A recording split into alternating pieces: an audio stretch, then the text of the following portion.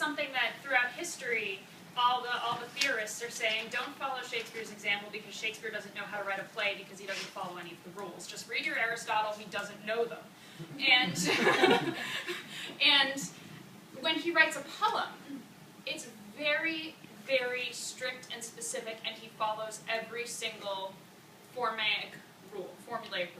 So this poem has, it's written in, and the other thing, the strange thing about poetic meter is we invent a lot of terms to describe something that happens very naturally. So we think about this poem and we say, dun dun dun dun dun dun dun.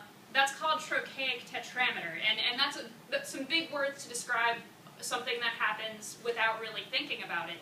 It's actually called catalytic trochaic tetrameter because it's missing a beat. But yeah.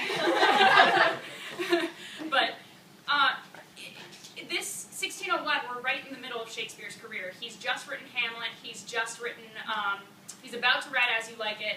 He's written Romeo and Juliet. He's written Midsummer Night's Dream. Of course, he doesn't get to the Tempest till the very end. So all of these things where he uses this meter, he's already written some of it, but right now he's deep in the middle of some histories. He just wrote Henry V. He just wrote Julius Caesar.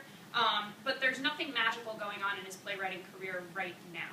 So the idea that he would outwit a very formulaic poem in this rhythm that he only uses when he has someone who needs to cast a spell or do something magical, right now, I don't know. What does that tell us? Is he casting a spell for himself on his career at that point? I guess.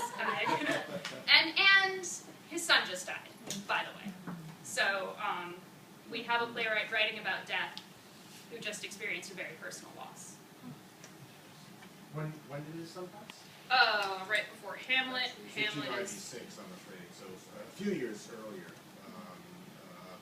Although he may have been in a long grief, many people think that his son was called Hamnet, and so many people think that Hamlet, the play, which again, everything you have to say about Shakespeare, you have to say we think, or probably.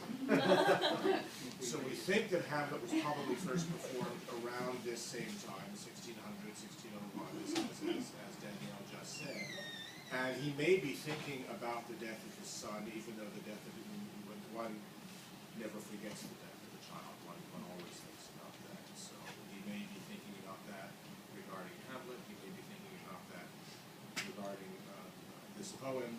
But no, the magical stuff, the only magical spell casting that Shakespeare has done that I can recall, Danielle, is in Midsummer Night's Dream, which is 5-6 years earlier, where he's using the same meter, bum, bum, bum, bum, bum, bum, bum.